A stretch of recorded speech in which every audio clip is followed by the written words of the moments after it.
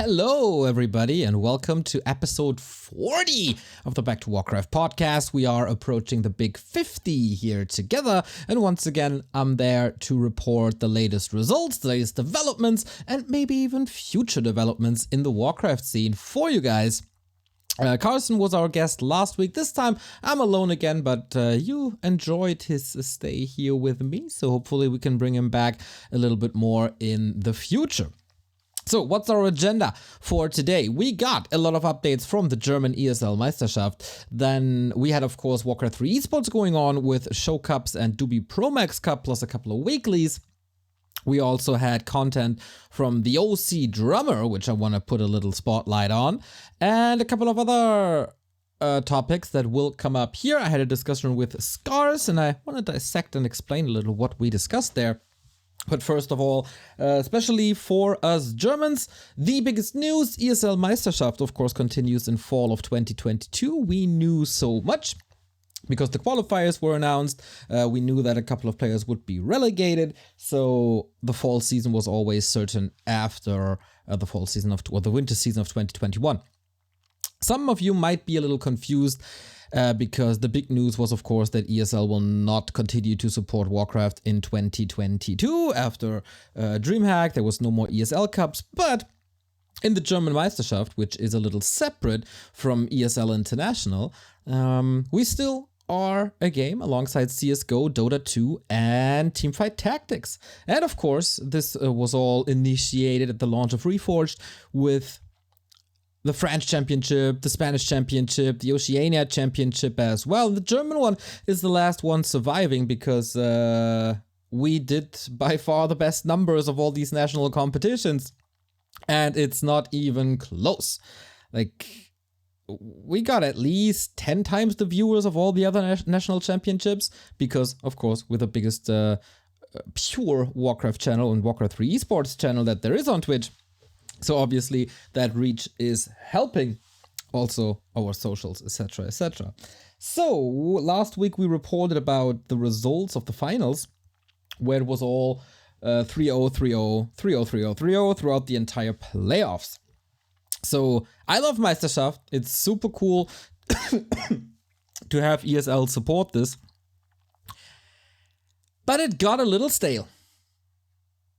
Gotta be honest, we always had 12 players fighting for 8,000 euros. Those 12 players were separate into two groups of 6 players, and there was always one big favorite in the group. There was mostly X-Lord and Todd. And then a couple of guys were fighting for the playoffs behind it. One player was oftentimes the weakest one and was very early to see that they would be relegated. And the system wasn't up to date anymore. We always wanted to change the system to a more motivating and a more exciting format. Basically, what everybody wanted was to bring back the old ESL Pro Series system with one big group and prize money for every single best of 3. And this is pretty much what is happening. ESL has announced on Tuesday, right before the first qualifier, that this is indeed what is happening. So we revamped the entire Meisterschaft. It is a huge update on the league. And it should make everything more exciting because now we got a battle for first and second place for a better seed. The fight for the playoffs will most likely be a lot closer because now there's not 3 players per group fighting for the playoffs, but probably 6 players fighting for 4 spots.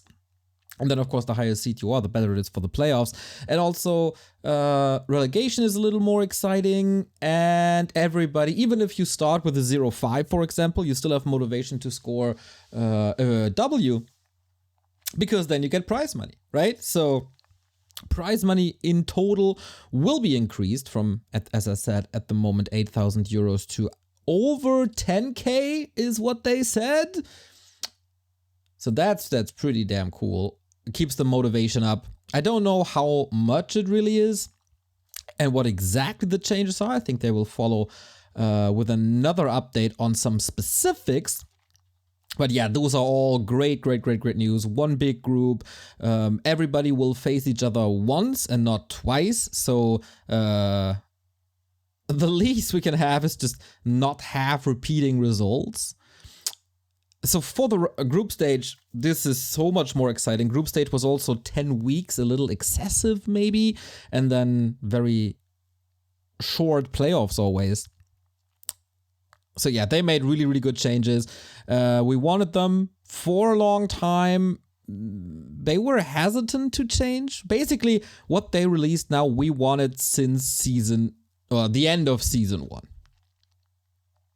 Because we saw the writing on the wall that this would oftentimes be the case, that it's a stale group stage. And now they finally did it because we got a new project manager who is apparently amazing. 2 other changes that are really important, and one is also in the group stage. That is, until this season, or including this season, every victory in a best of 3 gave you 3 points, and if you lost, you got nothing. Doesn't matter if you lost 1-2 or 0-2. So you got nothing but a better map score at the end. So, and that's another change. And the change is that we apply everything that we use in Clan Wars for the point system. That means if you win 2-0, you still get 3 points, just as it was the past 2 years. If you win 2-1, you only get 2 points, but if you lose 1 and 2, you now get 1 point. So everything should be closer together, because the winners of a 2-1 don't get 3 points anymore. Just logic, right? And it's already a little bit of an accomplishment to get a 1 point, and hopefully we don't have to do too much math anymore. I know that at the end of last season, like second last play day or something, there were 255 different or 256 different outcomes for the league, and we had to be ready for every single result, and that is just no fun. It's really complicated for the viewers, so I hope we don't have to do as much number crunching. And of course, it rewards players who give us a closer series as well. So for example, Kevin Schwem would have been second in his group because he got so many 1-2 results. Same for, not the same for France, but he would have closed out the playoffs a lot earlier with the new system. So that's really good for the players, and I think for the general excitement of the league. For the viewers, you will probably be delighted to hear that we have player cams. Every participant must have player cams, otherwise there will be punishments. And not only that, I know you love that at DreamHack, and it gives a whole new flavor because you see more personality of the players. But also, to add to that, we have pre-match statements. There was a huge tradition in the German league back in the 2010s, where every player had to do a pre-match statement in written form prior to each playday. So now, as we all have mobile phones and, technology advanced a little bit, there is video statements now. And I can totally see that some players won't take this too seriously. They will just record 1 minute and say, oh, I didn't prepare too much, my opponent will win, bye.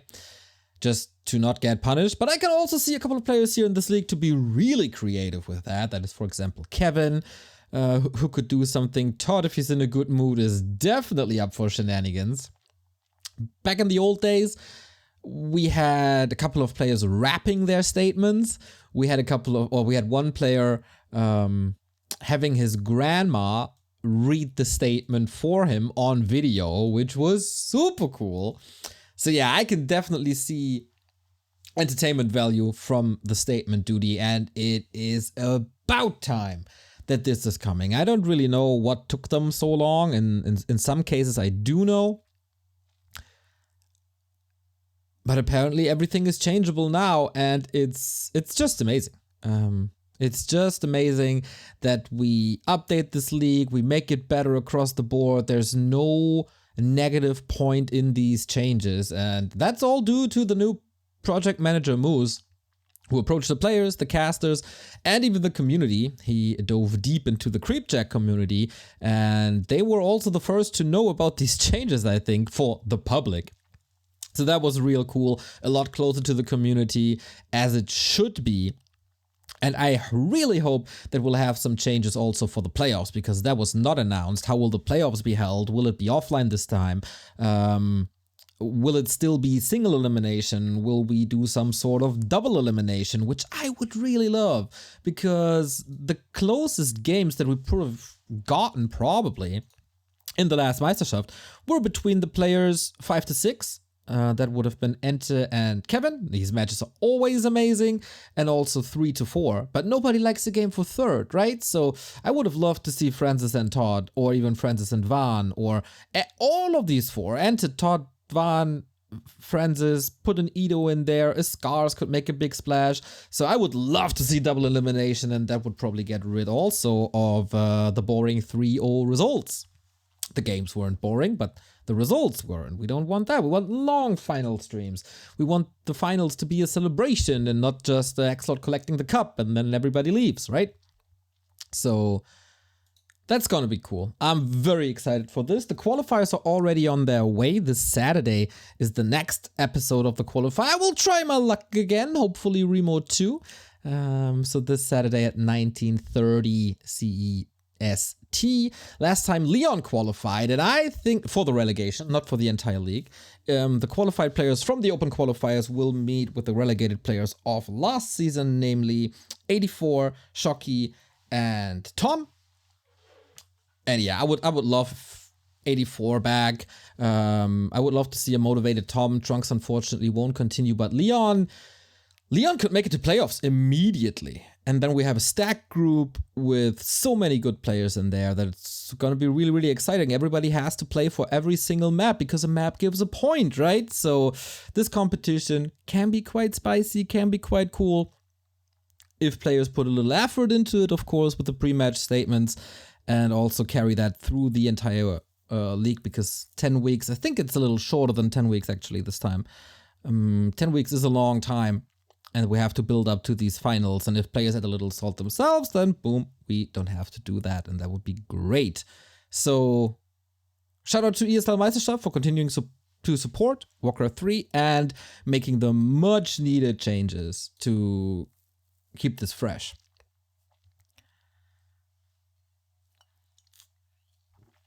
I was talking about Scars already. He had not the greatest start into the league, but the longer the league went, the better it got. And the better his results got as well. So he's definitely a playoff contender for me if he stays motivated. And I had a little discussion with him earlier this week about tournaments in Europe, or in the European scene, the Western scene, so to speak. And he made a point that we need to create something to keep higher level players that are below the Happy and Foggy level motivated. And we definitely talked about the Asian scene, who's basically region locking their tournaments, except the casual invite of, let's say, a Happy or a Foggy. We in the Western scene don't really do that. We have open tournaments, our weekly cups are open, of course, because War 3 Champions is a global ladder. The season end tournament is also a global tournament. And then we had a good discussion. And at the end of the day, it turns out that we are all on very similar sides of the story. Because initially, I don't really like region locking tournaments, because I'm very, very thankful to what the Asian scene has been doing for the Western scene when we were at our very, very bottom at the end of 2013. They picked us up, they gave us the spots for WEC, for WCA, which then led to Jera Cups, and with the help of W3 Arena led to the revive of the European scene, with, of course, the legendary run of yours at WCA, which then spiked interest that led into Reforged, and and, and, and, and, and, and, and, and, and, and, and, and, and, and, and leads us to the situation where we are in now. So, they invited not only the players, but also us. That gave us a lot of connections into the Chinese scene. This allows us to this day, cast the Chinese tournaments, which is not a given. I'm very, very thankful for that they always take care of us, send us WeChat messages, say, hey, we got this and this going on, you want to cast? I say, hells yeah. On the opposite side, we invite them to War3 Champions finals, etc. So between the tournament organizers in general, or the big streamers, which is namely us, TD, Infi, TH, and Fly, it is a super cool collaboration, and I can't say anything bad about them regarding the work with us. So creating a tournament and then excluding people is something I would really not like. And that's what I thought initially. But maybe it's just best to have a good variety, as it oftentimes is, right? So we have the global tournament, which is the War3 Champions tournament. Then we have separate tournaments in Asia. And if there is a resurgence of tournaments here, let's say somebody approaches me, says, hey, here's $2,000. This shall be a prize pool. Do with it whatever you want. Of course, there's ups and downs for every decision you make in that regard. When it comes to, what's the goal of this tournament then? And of course, here at Back2Warcraft, we're always thinking about longevity of the scene, about supporting the scene, about grassroots, and growing these grassroots, right? So it becomes meta in the end. So I think we don't have to support the Asian scene. They're fine. They got their donators, they got their organizers, everything's fine. But here in the Western scene, there's definitely a lack of a DreamHack replacement, which was the #1 thing for 2 years. And of course, there was a big one with $10,000 prize money, 3 casters, etc., etc. This will not happen because nobody can afford that to this level with paid full staff admins who take their day off just for this tournament, with 3 casters every time that needs to be paid, with editors, social media people, etc., etc. The DreamHack scale is just simply too expensive because prize money is one thing, paying talent, broadcasting talent, admin staff, etc., etc. It's way more expensive than just the prize money. So we once again have to go for a DIY solution. And that then might work. And then we have a Western tournament again. And then the next question is, should we still combine the CIS region and the EU region, I want to say, like Central and Western Europe? Because the CIS region also has their separate tournaments now. It was the well-played CIS Cup. And I think if we aim for creating 2 separate tournaments, that might be the best. And then have their champions there clashing. Because, let's be honest, whenever there's a tournament, and it doesn't really matter what you do and what scale it is, there's 2 arguments. It's either, oh, Happy is playing, Happy is definitely gonna win. Or it's, oh, Happy isn't playing, then it's not top level. And then I won't watch it. People can say so many times that the Foggy versus Happy final is boring, but it's still the most watched match each week. On streams, on YouTube, a couple of show matches are a little higher. But if you put Happy versus Foggy on YouTube, I can guarantee you that it will make 5 to 10 times the clicks of a match without Happy and Foggy. And that's just a fact. So it's not that people don't care about that anymore or got tired of that match anymore. But yeah, we've seen that a lot. And I think more diversity is important, because what we see currently in especially the Chinese Show Cup series is not really sustainable in the long run, and it's not really helping the longevity. It's just show match after show match without growing no new talent or supporting middle class players like a Shao Kai, for example, like that Shao Kai level, right? So I think it's absolutely necessary to have national competitions like the Meisterschaft. I think it is also very important to have regional tournaments like a Western/EU tournament plus a CIS tournament, and also competition in Asia. And then ideally you have them all clash in one global tournament, which is of course very, very important, but very expensive, but could also be very important and very cool. So we have something next to the tri-monthly War 3 Champions finals. And I was convinced that, okay, let me rephrase that. I always thought that it's a cool system and that could work, but I was always in my mind thinking that requires too much prize money, too much overhead in other parts of this. We can't do it, and it won't be sustainable, because for us in the end, if we run this,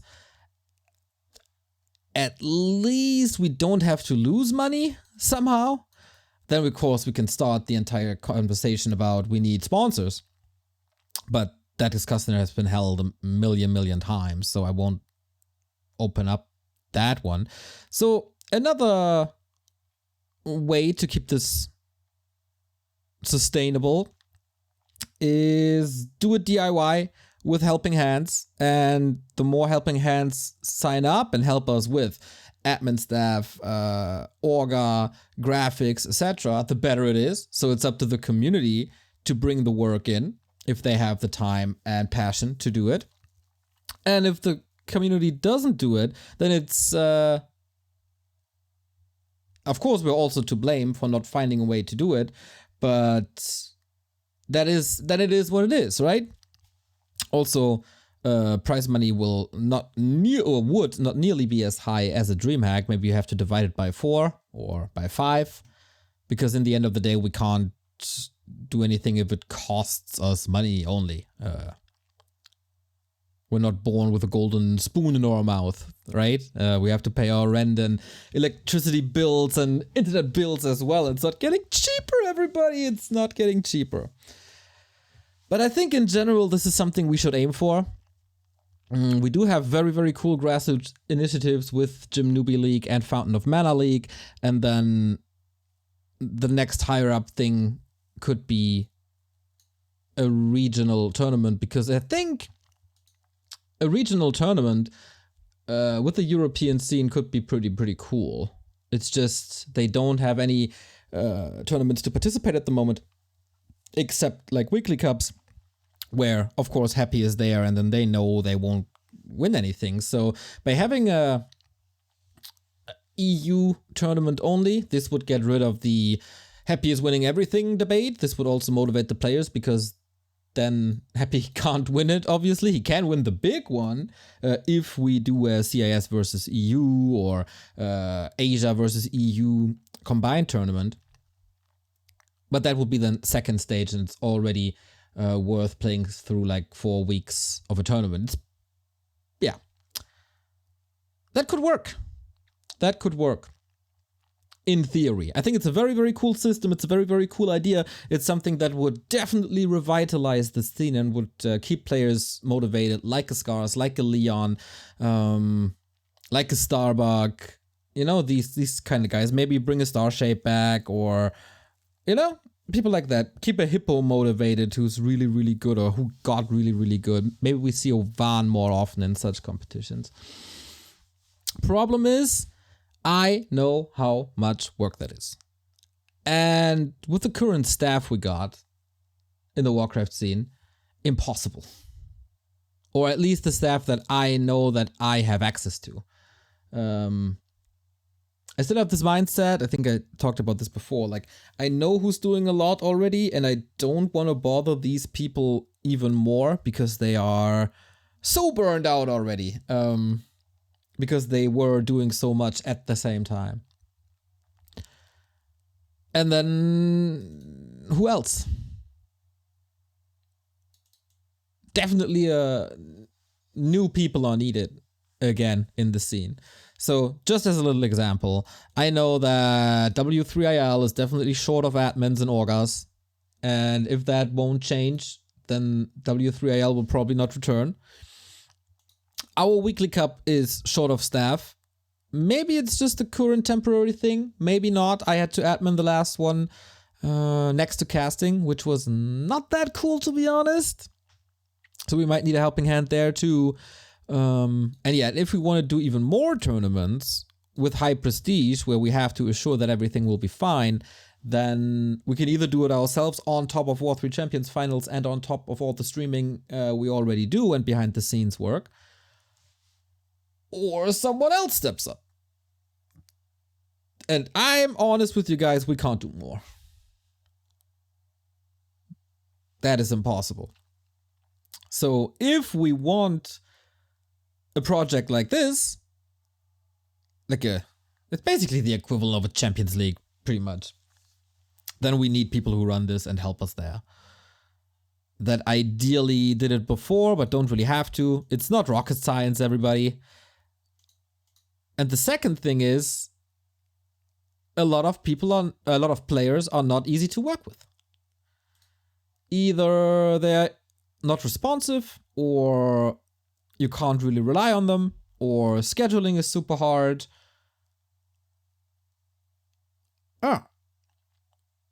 And I definitely have this issue in the American and European scene. I don't really have it too much with people like Foggy and Happy, because they are, of course, pro streamers, makes things easier. They're always super reliable. I don't have this issue with the Asians.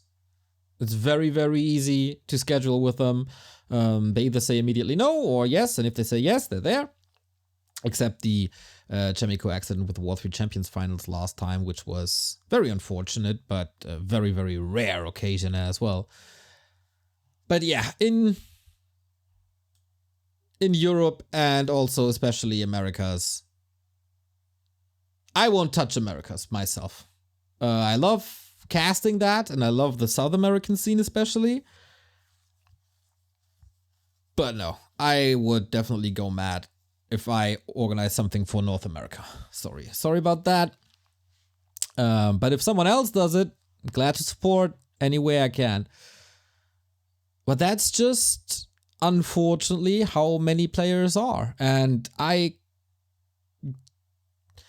got real frustrated with that, and it needed Scars to wake me up and bitch slap me, basically, verbally.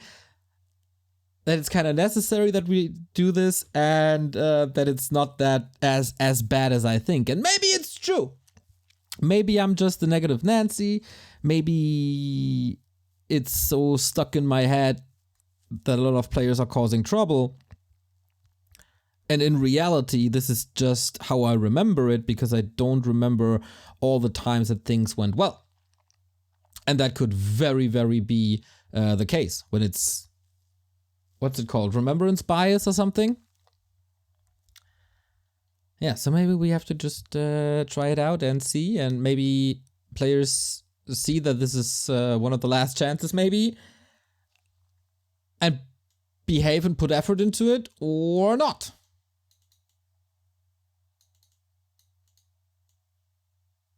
Is it worth a try? Is that a cool format? Is that something you would watch? Because, for example, the Fountain of Mana games between Foggy and Starbuck wasn't clicked too well. I just do YouTube numbers here because that's the better comparison. It's like 2,300 viewers, but the grand final of Happy versus Starbuck from one of our weekly cubs did 10k viewers. So I don't. It's so hard to compare. Basically the question is, are Western EU players enough of a draw to invest the time and money into such a tournament that it's somewhat sustainable? And by that I mean not really generating a lot of profit, but to end up at a 0, to not make a loss.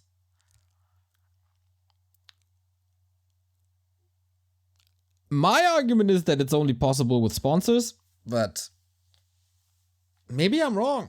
Maybe you are super interested in that.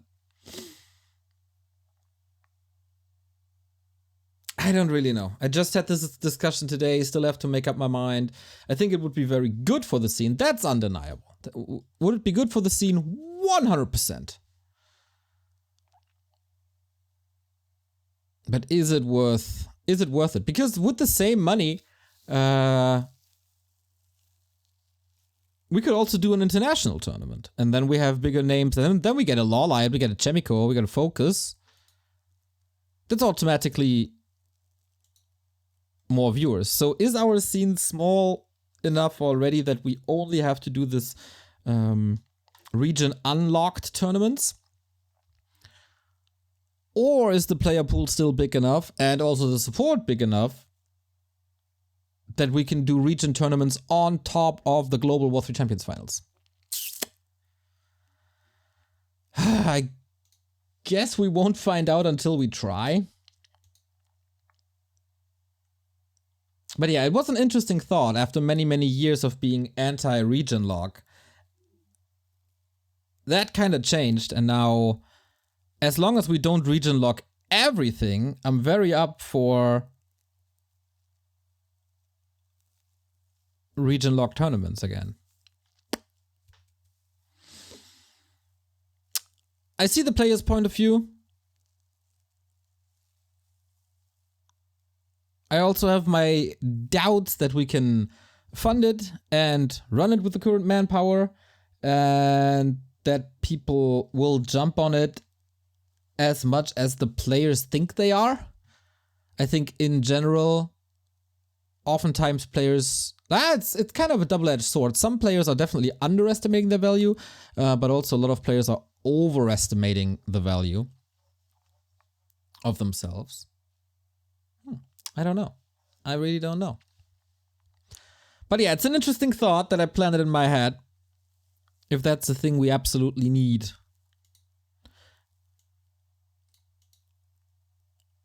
We'll see. But yeah, definitely lack of staff is an issue. Everywhere you look. It starts with like GNL coaches, goes on to orgas, goes on to editors for War 3 info, goes on to people who update Wikipedia. Everywhere shortage of staff, and the heavy workload of the Warcraft scene is divided onto very few shoulders. That has always been an issue. And the problem is nobody is really stepping up. A lot of people are taking the status quo for granted. And from the outside perspective, I definitely see that. But for example, every single result you see on Wikipedia is entered manually. Every single tournament is entered manually. Every single number is entered manually. And that's people doing this. And it's very, very few people doing this. Now that's an easy way to contribute. Just reach out if you want to help. Because especially in summer, when people go to the beach or the public pool or on vacation, we're already spread super thin. And I know some people reached out already to help, but I'm very, very cautious of reaching out myself to people. So yeah, if you want to somehow get involved, hit me up with what you want to do and where and how, and then we'll see where this goes. Maybe we can revitalize this a little bit. Speaking of revitalization, OCDrummer has released something on his YouTube for the first time in quite a while. I think this was partly fueled by me, which is really cool. I did not really expect this because I talked 2 weeks ago, I think, about the rumor and the fear of the modding community that Reforged graphics will be deleted and replaced by something like SD+. And OCDrummer did some digging and found something cool, and we will talk about that now. So if you remember this, I talked about the possibility of SD Plus graphics, which is basically the current classic graphics, just updated. The same style, the same design we know and love for almost 20 years, but with more pixels, basically. And some of you might remember that there was a thing in StarCraft 2 where they released some Warcraft 3 assets for StarCraft 2. So the Hive Workshop, this is all according to OCDrummer, who publicized this. People found out a way to import the SC2 models that we have into the Warcraft 3 editor. So basically, we do have these updated SD graphics available. And in this video, he showed how it would look like to use, for example, the Reforged terrain, which is, of course, updated, alongside the SD Plus models. And you know what? It's not looking half bad. Especially with some help of a quenching mod, probably. Is that something for the future? A lot of people say graphic is not important. I don't think so, because just my own perspective, I felt the urge to play a little Red Alert 2 again, because we talked about it somewhere. And then I was looking for a mod because it's not remastered yet, I was looking for a mod who might update the graphics, and it's not available, and then I didn't really play it. Because I thought, okay, that's a little too old there. And Warcraft 3 graphics are probably a little bit better than Red Alert 2. And we are all so used to it. But still, I think for a lot of outsiders, that's exactly what they wanted from Reforged. And that is something that comes up in every single discussion about Reforged. So I think it would be worth the effort. If we had access to every hero and unit in the game via the SC2 models, which is unfortunately not the case. So this is a little limited at the moment. If everything would be available, it would be super cool. We could probably do it tomorrow. But since a couple of units are missing, that would be very, very weird.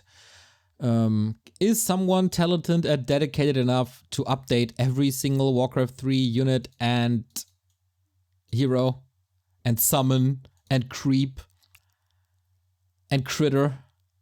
I don't think so. If there's no possibility to do this with an AI and upscale everything, I don't think so. But it gave us a good case that that SD Plus is probably the way we all wanted it, and that's the way that it would be the best.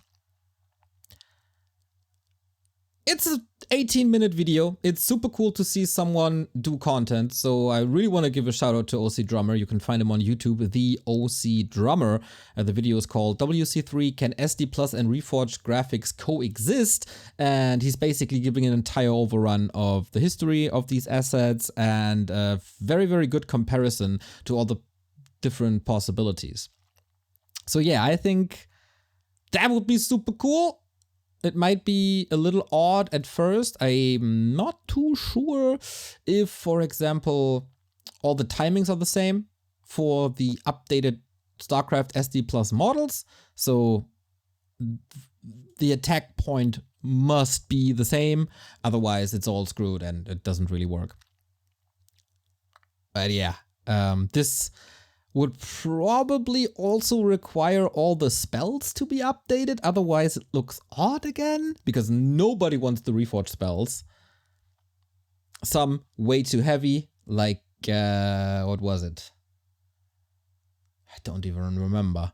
Some barely visible, like a coil, for example. So, no, we can't rely on Reforged spells or animations. It has to be SD Plus animations as well.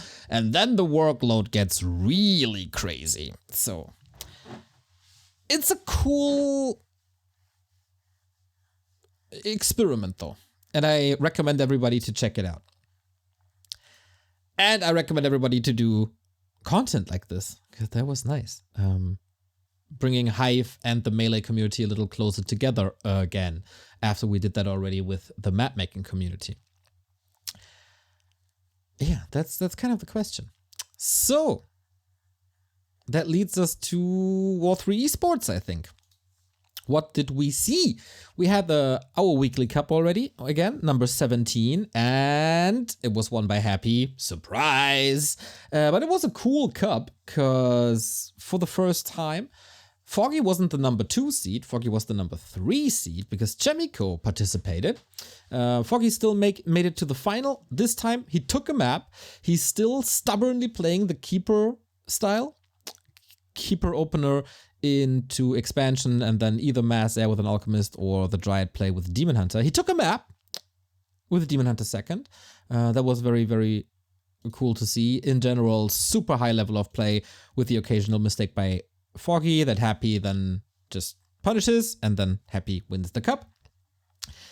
I'm really hoping for the moment where Foggy will try something else at least. But the weekly cup was super cool. I had tons of fun with a game of Kevin versus Armin VB, who played random and ended up on human. That was a cool play. Then also Kevin was meeting Chemico, which was a nice region clash that we don't really see.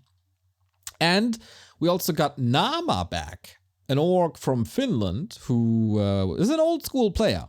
Nice to see him signing up after the return of Anima already. Now also Nama back. They actually met, which was quite funny in the cup. Also Leon participating, which I really loved. He was then defeated by Happy, but defeated Pato, which was also a cool game. Pato tried a Beastmaster, but wasn't too successful against Leon. And Leon is the player to look out for at the moment, I think. So shout out Leon, good luck in relegation. Next weekly cup, of course, today, when this comes out, on May 20. We also had show cups. And where do I want to go? Okay, let's start, because we just talked about Happy and Foggy. Let's start with Show Cup 19, which was the one on Sunday. Happy versus Lawlight. Lawlight played a lot of Warden, and especially map 1, which is always Twisted Meadows in the Show Cups. I can't put it any different but saying Lawlight destroyed Happy. On Twisted, there was no chance for Happy at any stage of this game, in my opinion. Happy still took the series 4-2, but Warden felt really powerful. Also on Echo Isles, where it's always a little bit of a gamble. If you end up on the left-hand side, then you can play Warden, where we had insane plays of like 9 Chimeras at the same time. It was nuts, this series.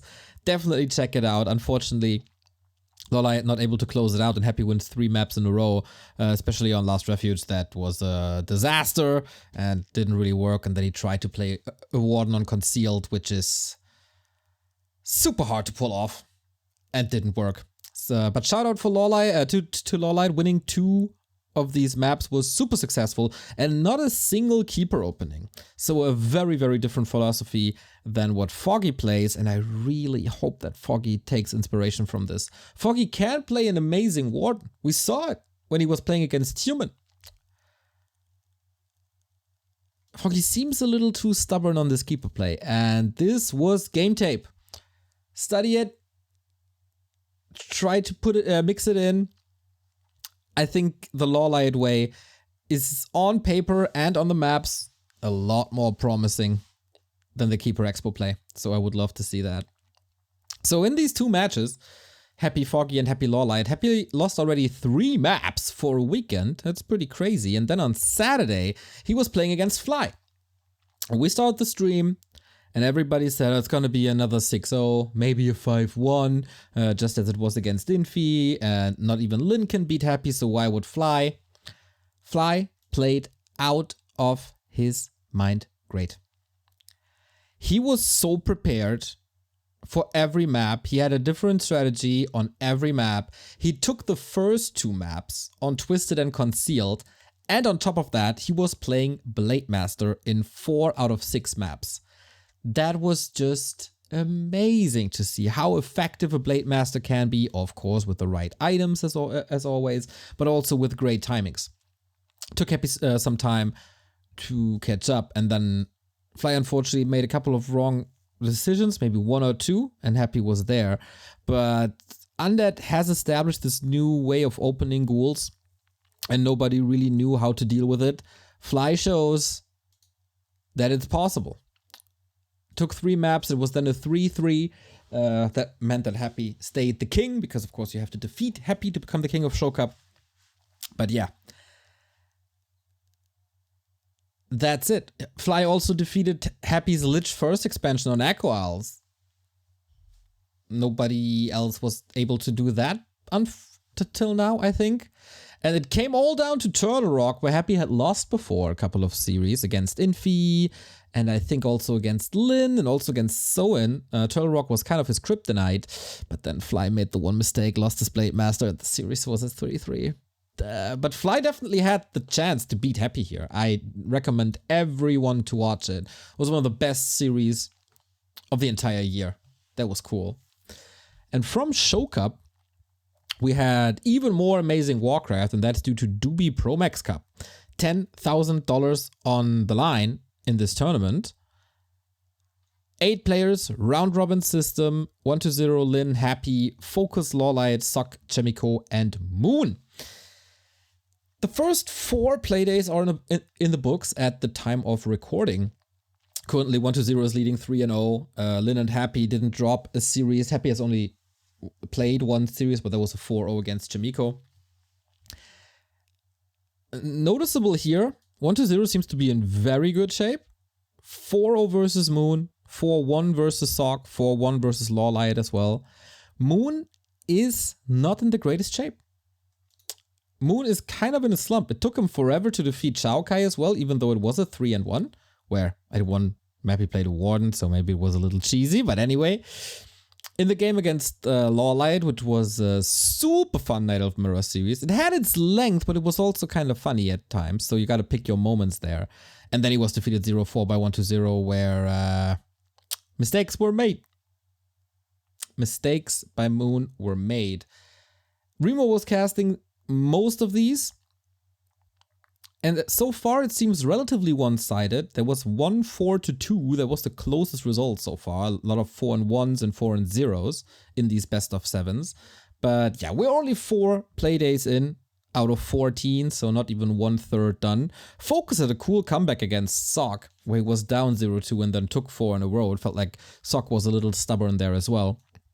It feels like everybody can still improve his game. We still have to witness 1-0 versus Lin, which is actually today at the release, and Lawlight. So tomorrow is going to be absolutely insane. And I will probably cast it with Remo to have a dual cast for that. Then on Saturday, Moon versus Happy and Lawlight versus Sock. Sunday has Focus versus Chemico and Happy versus Sock. So good content, eh? 2 best of 7s every single day for the next 10 days. That's just a dream. So shout out to InfiTH and Fly, who are organizing this. And this will go on, of course. So tomorrow, or today at the time of release, big day at Doubi Cup and also Back2Warcraft Weekly Cup. This weekend has also the Germany versus Poland W3NL semifinal. I hope we'll cover this. We'll see how it goes. So that was the little Warcraft update from this week, but we of course have your questions. If you're a Patreon, you get access to the Patreon posts and you get access to the Patreon channels on our Discord or the supporters Discord. And we have a couple of questions. First one by Nulls. How is the work with the new ESL admins? I saw his post in the Creepjack Discord, hashtag keep Walker 3 alive or something like that. Can we have hope for more Meisterschaften? As I said before when we talked about Meisterschaft, Moose is really, really cool to work with and comes up with ideas himself, wants to revolutionize things, saw the flaws immediately, knew how to change it, and did change it in no time. He's spring cleaning this entire tournament It's pretty insane. So, yeah, I can only say the best for now. He's a project manager, not an admin, so that's kind of different. But I can only say the best about Moose, and especially joining the Discord feels like, as I said, he got Warcraft 3 near and dear to his heart. I worked with him 12 years ago at Readmore, at Fragstar, at ESL Radio. So we know each other kind of as much as you can know someone you didn't see for 12 years, right? But yeah, amazing. The moment I saw his name, I knew that it would be good. And if they change the playoff format now, man, that is a dream league for Germany and Austria. So I can only say the best. So from that very positive note to a rather negative approach by Don Dolare, but I don't blame you. These questions have to be asked as well. How has the viewing figures changed post-pandemic? Any trends in any direction? If it has changed or not, what do you think is the reason? Interesting that you name it post-pandemic. For me, it was always post-DreamHack. I never even thought about the fact that it's post-pandemic. Good point. Everything is cut in half. That's the sad truth. It's getting better again, but the first 4 months of this year, basically everything cut in at least half. Viewer numbers, sub numbers, participation numbers, everything. That's quite hard. I think I talked about this in one of the other podcasts, but it was not really demotivating, but it put a lot of pressure on me trying to turn the ship around, to use an old meme. Because I thought, okay, we have to replace this and this and this and this and this is going to be so much work. And then I kind of crumbled under the thought of that. But yeah, basically 50%. But it's getting better. It's getting a lot better, actually. We have had a lot of streams recently with more than 3,000 viewers. It's not cracking the 6K anymore, which is kind of reserved for War 3 Champions finals anyway. But it's recovering, which is good. I don't really know what the reason is for that. Maybe people were just a little fatigued after DreamHack and a little disappointed of Happy winning a tournament without dropping a map, which was insane. And yeah.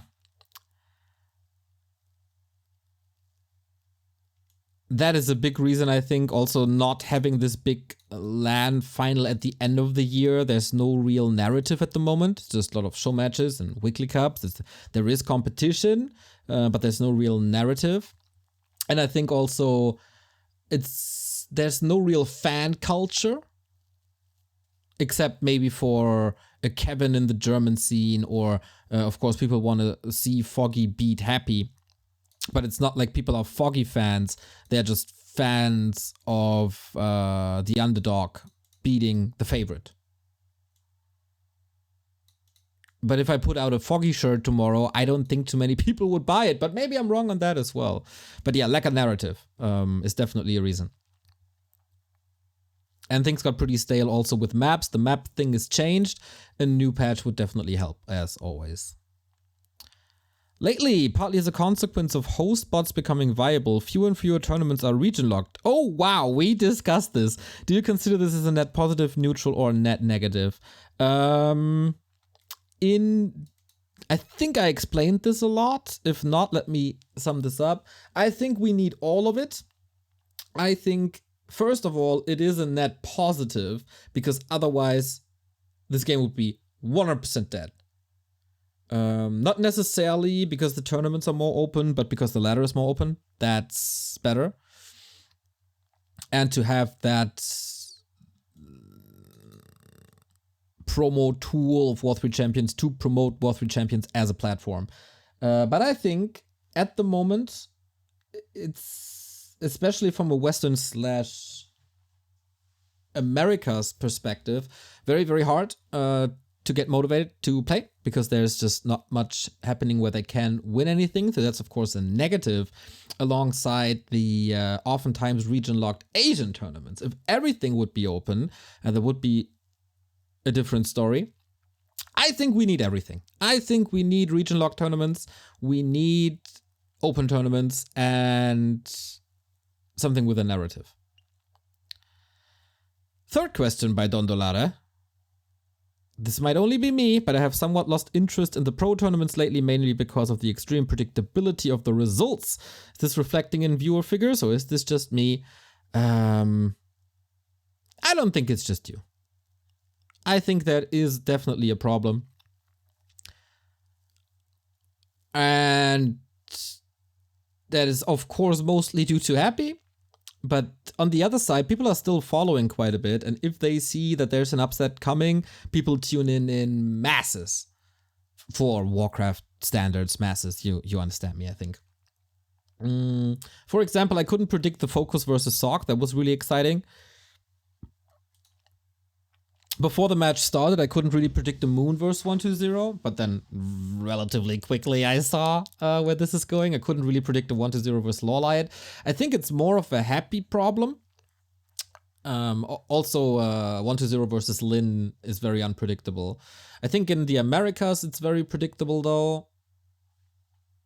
And in Europe, we have this Happy and Foggy. I think if you exclude Happy, only Happy, then you have Foggy winning everything. Not as dominant though, he might drop maps, but yeah, it's not just you. Don't really have a solution how to fix this, because Happy is just freaking outstanding. And is now also participating in the Asian tournaments, where he's also outstanding despite playing on netties. Which is another problem, because then not only the European tournaments are predictable, but also the Asian tournaments are predictable. So, yeah, this is a good argument for region locking. Now that you put it that way. And have global or open tournaments less often. Yeah, so it's not only you. I definitely see the problems, and we have to tackle that somehow. Or wait till Happy retires, which will probably not happen as long as there's show matches. So this is a damn negative ending of a podcast. But I'm very much looking forward to the games this weekend. I hope you sign up for Meisterschaft. Nils was asking for the possibility of more Meisterschafts, and to be honest, I'm not very positive. For example, they introduced teamfight tactics in spring. And every qualifier, they have like 250 signups. Warcraft has 60, 50, something like that. People have to participate more and like content more on Twitter, for example, and watch more to support this, especially when stuff is coming from ESL, where people are looking at the numbers really, really directly. But okay, I hope you're all excited for the weekend and beyond, because, you know, Doubi Pro Max Cup is happening every day. And there's stuff brewing. I can't tell you anything yet, but something's cooking and it's gonna taste real good. So maybe to give you that at the end to make you a little more hopeful. Thank you everybody for supporting us the way you do, by watching, by cheering for us, by motivating us, by supporting us financially, especially, of course, our Patreons. You guys are pretty much the backbone alongside the subs we got. But yeah, you guys are contributing like crazy, and therefore we thank you a ton, especially, of course, Knubbelquakes, who is the big supporter. Also, Toxie, thank you very much for what you do. Thank you, Dondo. Thank you, Grinchy. Thank you, JGats. Thank you, Scription. Circato, as well as Teggy and Dunkirk. Also Armin, Burning Blades, KMS, Kuba, Niels. You guys are all amazing. So thank you. I hope you still enjoy the Patreon content. Fun game evening coming up soon. But of course, you can find all the ways to support us at back2warcraft.com/support. there is the link to the Twitch subs. There is the link to one-time donation, to the Patreon, of course, as well. Crypto is basically getting the value cut in half, so get rid of it. Send it to us, and you do something good. We also have merchandise. If you need t-shirts for the summer or mugs for your iced coffee, we got that ready. And of course, we got our beautiful sponsors, CORSAIR and Holy Energy. If you're in need for new gear for the gaming summer, CORSAIR hooks you up with mouse, keyboards, everything you can imagine, mouse mats, headsets, and they are really, really good and really, really comfortable. And delivery is damn fast. Use the coupon code Back2Warcraft. They have great longevity. They are the esport manufacturer of the year. Try a K70. Carson loves the K70, and so will you. I especially love their Elgato gear because that is the gear for streamers. If you are looking for a new camera, new lights, a green screen, a stream deck to switch scenes and have some extra functions to control your OBS, that is the gear for you. Coupon code Back2Warcraft on everything that CORSAIR and Elgato are offering, and read up on them, man. They are pretty damn cool, and they're coming up with new products pretty much monthly, bi-weekly. I'm not too sure. If you're looking for a budget headset, for example, the HS80 is the one for you. I heard from a lot of people already that it's a great bang for the buck. It is $99, then you put a coupon code on top of it, then it's $90, and then it's basically on your head already. We're also supported by Holy Energy, and especially in summer, coffee sometimes doesn't really do it because it's too hot and a little too heavy. Try Holy Energy. If you don't want to go for the market standards, of course, because you think there's a lot or too much sugar in, for example, Holy Energy is your alternative for it. They just released the Holy Energy Blueberry Cocoa, and you should try it. It's one of my favorites, actually. Also here, coupon code Back2Warcraft. If you're not sure what your favorite taste is gonna be, there's a trial pack that you can also win by participating and watching our weekly cups. Startup from Berlin. Long time focus, not this sugar spike that you know from other energy drinks. No sugar in, and really cool guys to work with. They are supporting not only us, but also Slash, the German streamer, and I can only recommend them. And there's a Discord channel in our Discord, on our Discord. There's a Discord category where you can ask the other people who already ordered if it's real good, if they liked it, what the favorite flavor is, and you can also order internationally, of course. Go check him out. Thank you everybody for listening. This was the solo edition of the Back2Warcraft podcast. Next week, hopefully with more news and something interesting to share. So, see you soon.